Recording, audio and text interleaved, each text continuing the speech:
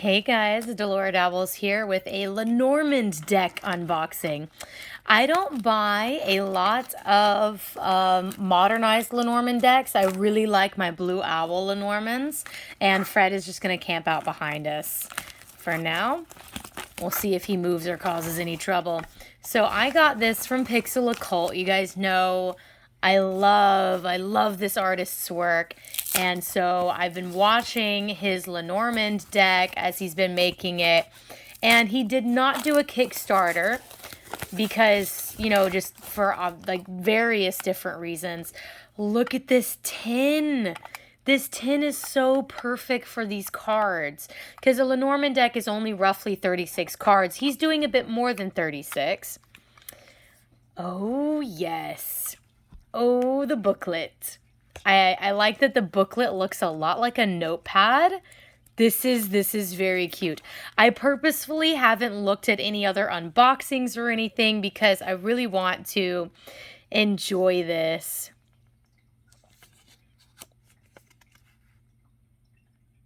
And let you guys enjoy this with me. What I do like about this deck specifically is not just it's totally my aesthetic and it's finally a Lenormand deck with my aesthetic, but I can actually do readings for my non-binary and trans friends without it being weird. Oh, and there's a Joker card. There's 2 Joker cards. What? So you can play it like a regular playing card deck, I suppose. That's really cool. So we're going to do the flip through. And they don't actually seem to be... Oh, I think they're in order from the cards, not in order from the numbers. Oh, this is going to be an interesting flip through. All right. I love that there's a title card because this will be a bookmark. It will be a bookmark. All right. Let's get on with the flip through. Oh, I don't know whether or not to edge this deck in red or black. I don't know. I guess I'll be thinking about it while I'm flipping through it. Oh my god. This is my new go-to Lenormand deck. Oh, octopus. Fairy and fungi. I love that his added cards are nothing like the ones you usually see. Here we go. This is one of the Significator cards, so I'm going to put it over there so that we can look at all the Significator cards together later. Because he gives us like 5 Significator cards, which I really, really like.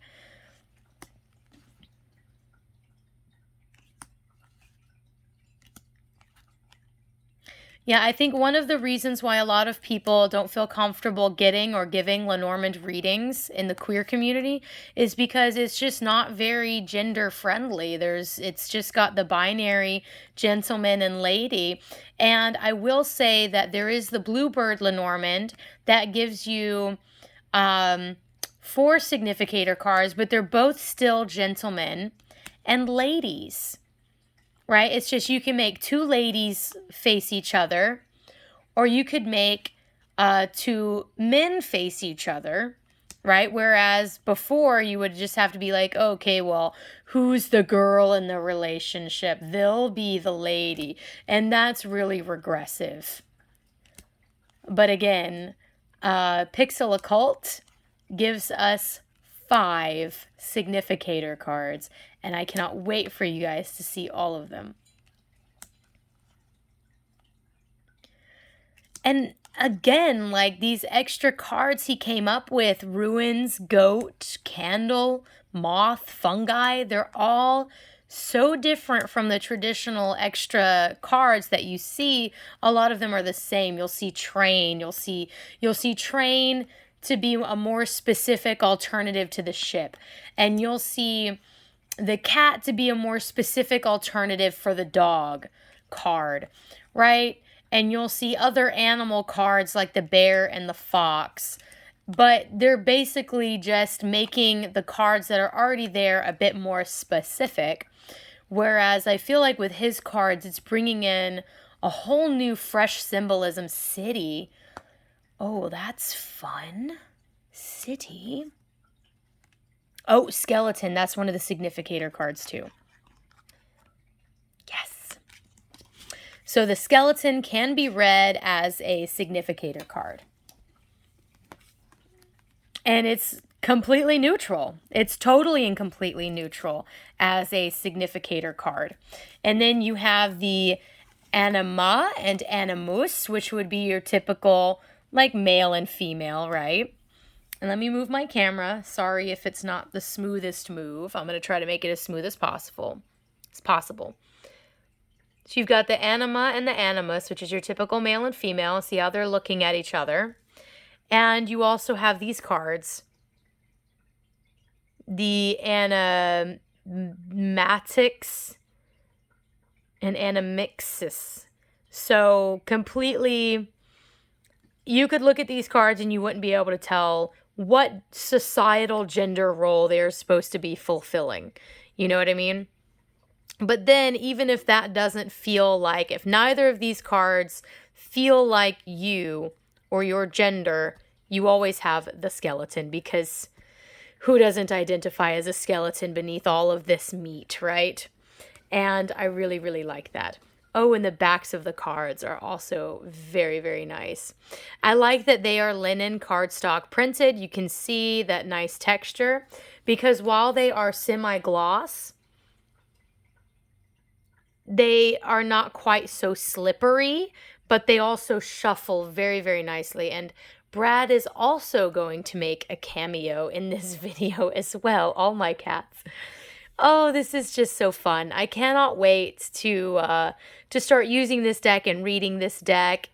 And let's just play around with how the significators might face each other. These two kind of face each other. This one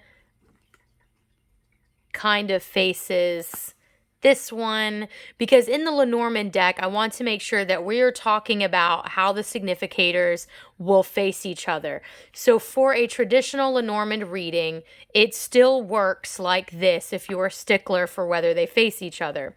For these two cards, it's a little bit more ambiguous whether or not they are facing each other. Again, not necessarily a bad thing, but it is something that I look at. With the skeleton, he's facing forward, which means he's not facing right or left. So knowing, because here's the thing about significators in Lenormand, in case you're just watching this, but you don't know what Lenormand is exactly. The significator cards look at each other so that if there's a bunch of cards in between them, it's like, oh, these are the problems you're going through in your relationship.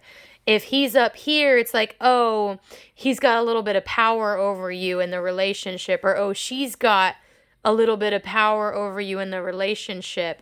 And then if you guys are sat like this, you're not looking at each other at all, and there's cards in between you.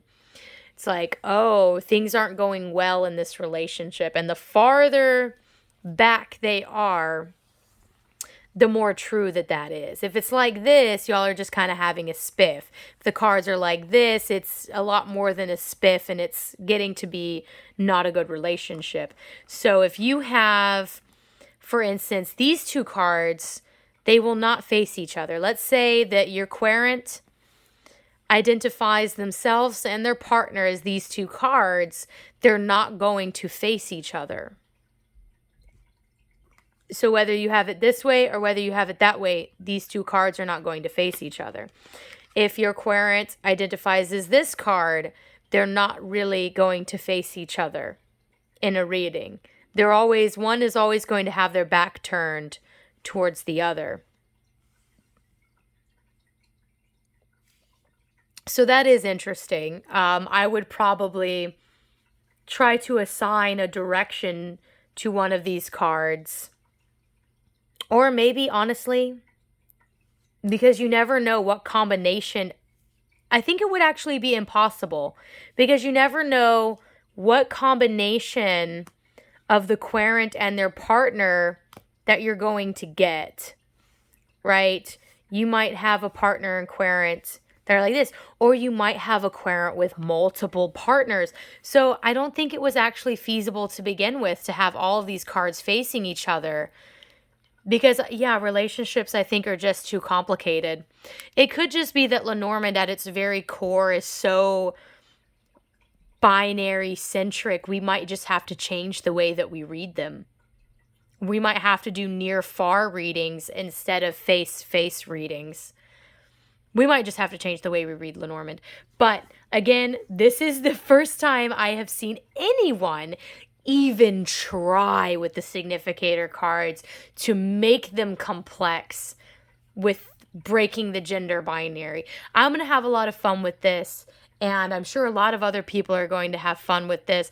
For all of my other queer identifying and LGBT folks, I would love to know how you guys read this deck. I'm certainly going to have a lot of fun figuring out how to read this deck for me and my situations, and I would love to see how you guys read y'all's. So yes, definitely put in the comment section down below if you, I don't care if it's years from now, if you have this deck and you use this deck, I'd love to know how you work out the signifier cards and how you deal, especially with poly relationships with this deck. I'm so excited simply because I can have 3 significator cards or 4 or all 5 if I want to, right?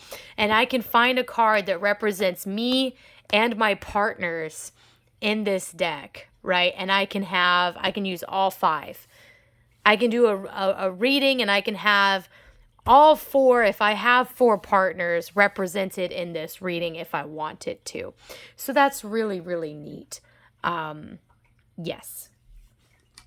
So anyway, again, I would love to know how you guys end up reading this deck and the significators, how you guys kind of come around on it. It's just so perfect. And I love the tin. Again, he does not disappoint with his delicious tins. Ah, yes. Oh, and I just, I'm not a bag. I don't like to put my cards, I'm not a bag person. I don't like to put my cards in a bag.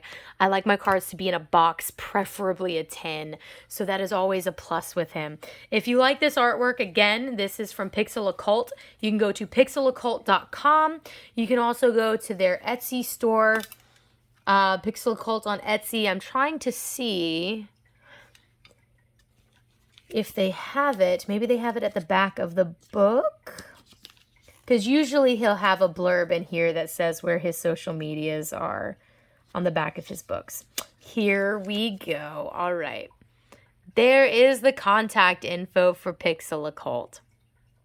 Yes. All right. I hope you guys enjoyed this Lenormand review and unboxing. And I'd love to know if you have any ideas on how to use these significator cards in a non-binary way. And I think this is going to spark some really good discussion in the Lenormand communities. And I just hope that this deck sees a lot of use because this is a very, very nicely well done deck. And I can't wait to use it myself. Until next time, y'all, happy dabbling and bye-bye.